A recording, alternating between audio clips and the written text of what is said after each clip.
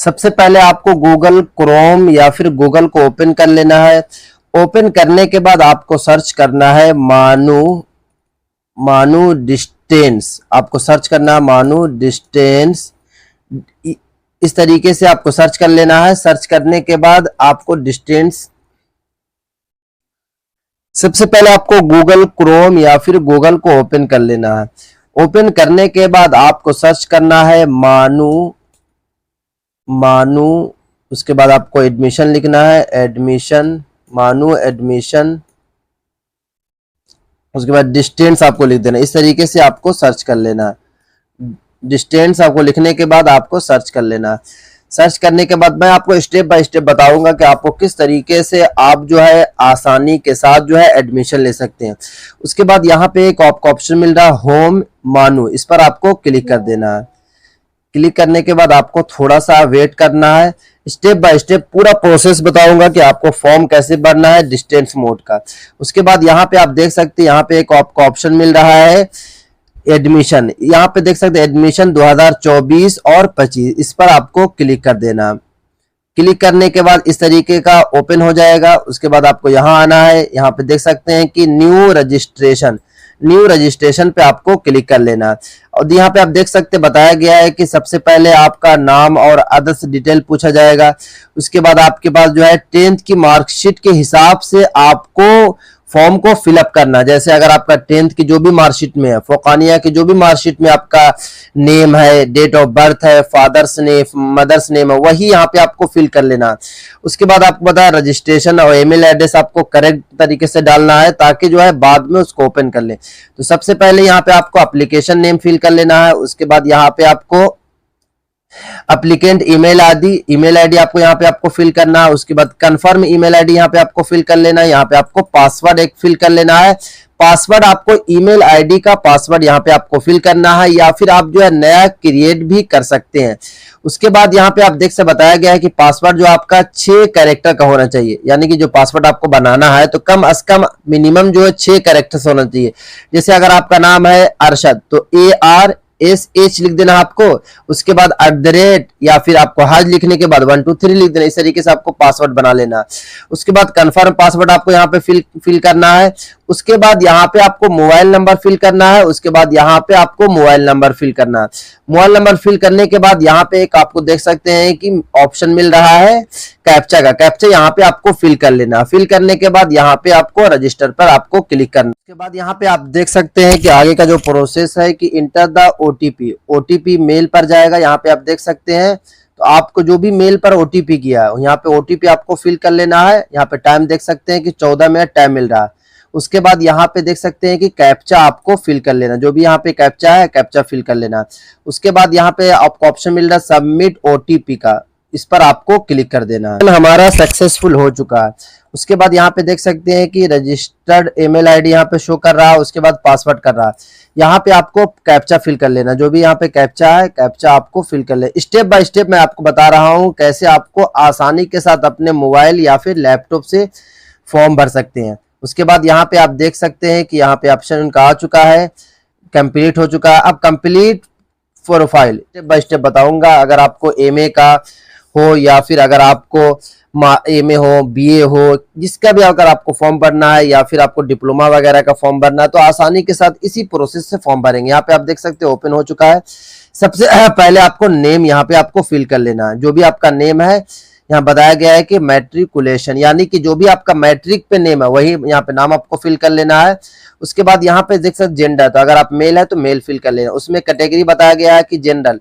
देखिए अगर आप जनरल कैटेगरी से आते हैं तो आपको कोई भी सर्टिफिकेट नहीं देना, बट अगर आप जैसे ही एससी पर क्लिक कीजिएगा तो आपसे सर्टिफिकेट मांगा जाएगा, सर्टिफिकेट नंबर, सर्टिफिकेट इश्यू, उसके बाद आएगा कि सर्टिफिकेट इश्यू डेट आपसे मांगा जाएगा। बट अगर आप जनरल से आते हैं तो जनरल में आपको कुछ नहीं मांगा जाएगा।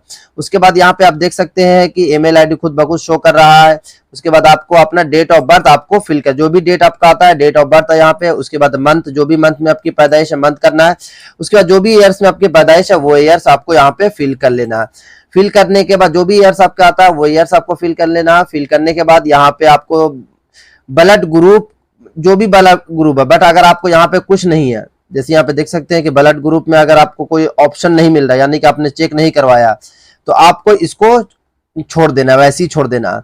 उसके बाद यहाँ आना, देख सकते हैं यहाँ पे जो है टिक नहीं लगा हुआ है, स्टार नहीं लगा हुआ, यानी कि अगर आप इसे दे भी सकते हैं, नहीं भी दे सकते हैं। उसके बाद आगे का प्रोसेस आएगा कि are you citizen of India, India का अगर आप हैं तो यस करना है। उसके बाद रिलीजियन आपका क्या है, इस्लाम है, तो इस्लाम आपको फिल कर देना। उसके बाद आईडी प्रूफ में एक आपको आईडी प्रूफ देना, जैसे अगर आप पैन कार्ड दे सकते हैं, उसके बाद या फिर अगर आप वोटर आईडी दे सकते हैं, या फिर आप आधार कार्ड भी दे सकते हैं। अगर आपके पास ये सब में कुछ नहीं है तो आपको क्या कर देना, अदर्स कर देना।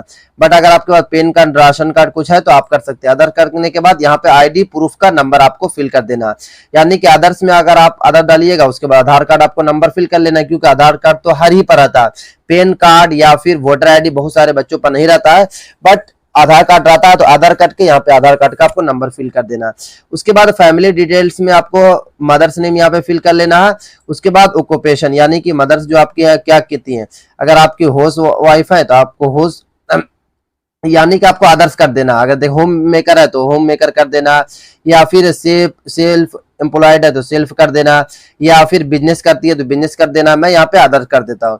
अदर करने के बाद यहाँ पे देख सकते हैं कि मदर्स क्वालिफिकेशन पूछा गया है, तो आपको अगर कुछ नहीं की हुई है तो नन आपको कर देना। उसके बाद मदर्स एनुअल इनकम, अगर आप कुछ कमाती है तो आपको कर सकते हैं लेस देन 1 लाख, अगर 1 लाख से कम कमाती है तो आप फिल कर सकते हैं। अगर कुछ नहीं कमाती है तो नील आपको यहाँ पे कर देना। उसके बाद फादर्स नेम यहाँ पे आपको फिल करना है। उसके बाद यहाँ पे फादर्स का क्या काम करते हैं, अगर कुछ करते हैं तो आप कर सकते हैं, बिजनेस करते हैं या फिर सेल्फ एम्प्लॉयड यानी खुद का बिजनेस है, जो भी है तो आप उस तरीके से आप यहाँ पे कर सकते हैं। उसके बाद आएगा कि फादर्स क्वालिफिकेशन, क्वालिफिकेशन क्या, जो भी क्वालिफिकेशन, अगर ग्रेजुएशन की हो तो ग्रेजुएशन कर देना, अगर पोस्ट ग्रेजुएशन है तो पोस्ट ग्रेजुएशन कर देना। उसके बाद फादर्स एनुअल इनकम, इनकम कितनी है, लेस देन 1 लाख, यानी 1 लाख का कमाते हैं, 1 लाख से कम कमाते हैं, या 1 लाख या 2 लाख के बीच में कमाते हैं, जिस तरीके की सैलरी है साल की आपको फिल कर देना।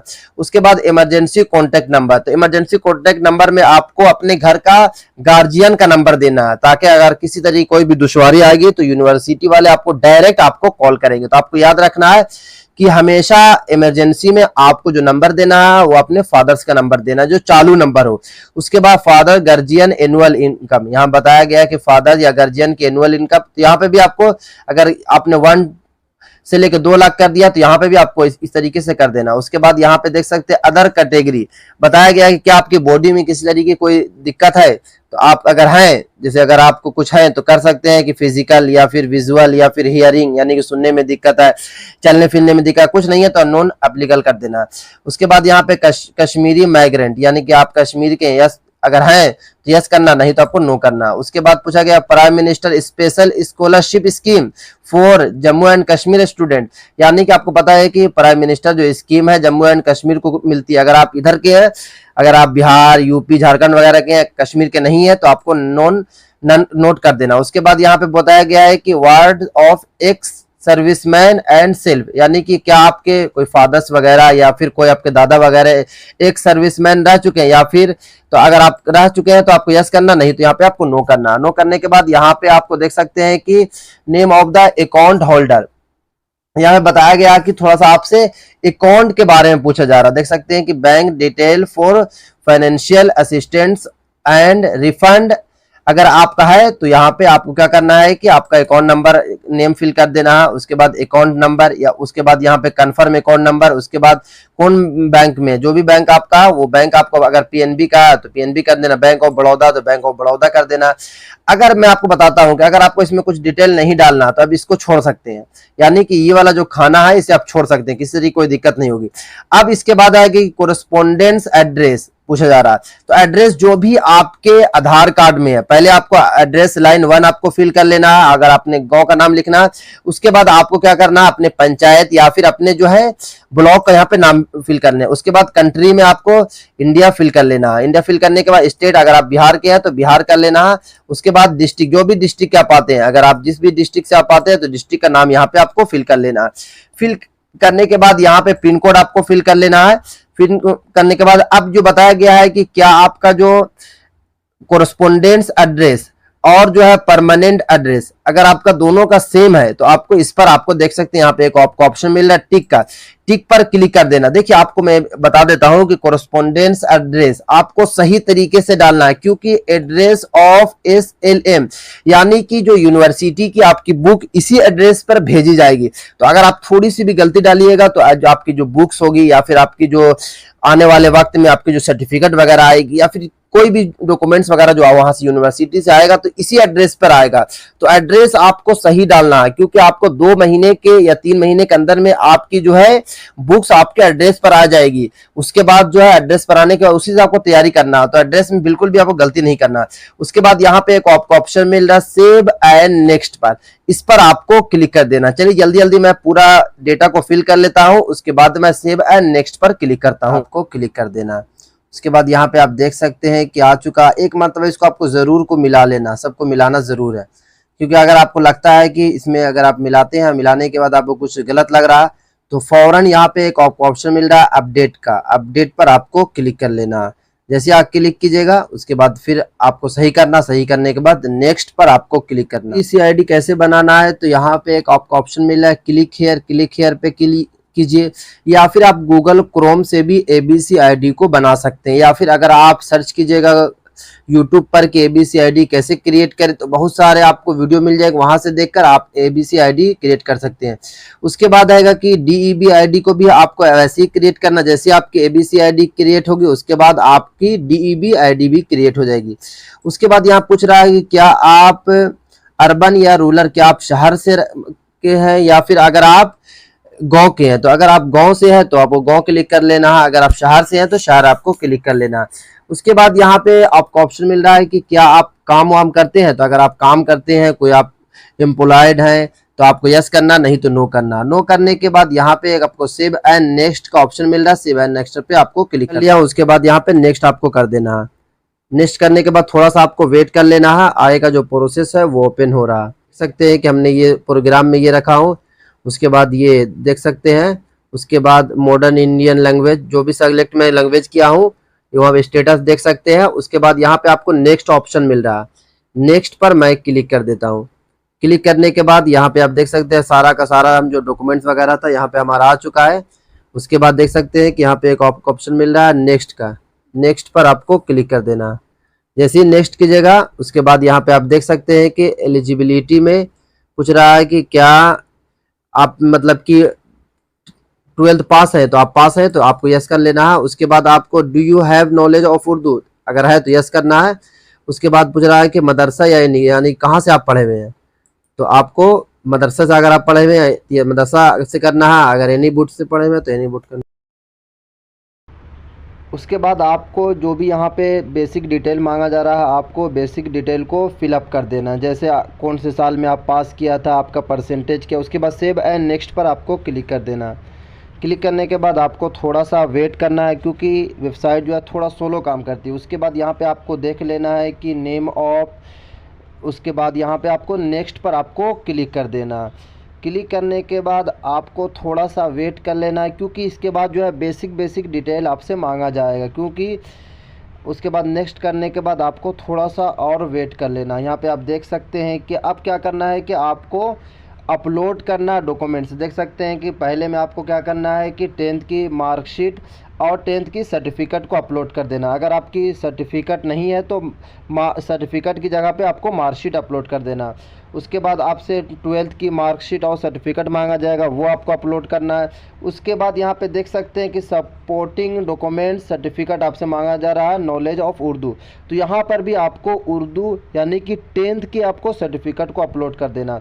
अपलोड करने के बाद यहाँ पे आप देख सकते हैं कि व्यू का ऑप्शन भी है, अगर आपको देखना है फिर से कि सही से अपलोड हुआ या फिर नहीं हुआ तो आप जो है देख सकते हैं। देख सकते हैं कि कैसे अपलोड किया जाएगा। सेलेक्ट फाइल पर आपको क्लिक करना, क्लिक करने के बाद जो भी आपकी फ़ाइल पड़ी हुई है उस फाइल को आपको लेना है, 10th की सर्टिफिकेट लेना है। और लेने के बाद यहाँ पे आपको ऑप्शन मिल रहा है ओपन का, ओपन पे आपको क्लिक कर देना। यहाँ पे आप देख सकते हैं। उसके बाद स्टार्ट अपलोडेड पर आपको क्लिक कर देना। क्लिक करने के बाद यहाँ पे आप देख सकते हैं कि अपलोड हो चुकी है क्लास मार्कशीट जो है 10th की अपलोड हो चुकी है। उसके बाद आपको इसी तरीके से सबको धीरे धीरे करके सबको अपलोड कर लेना है। क्लास 10 की सर्टिफिकेट, तो सर्टिफिकेट अगर आपकी नहीं है, क्योंकि यूपी में क्या है कि सिर्फ और सिर्फ मार्कशीट मिलती है, बिहार में क्या है कि 2 मिलता है, मार्कशीट प्लस सर्टिफिकेट मिलती है।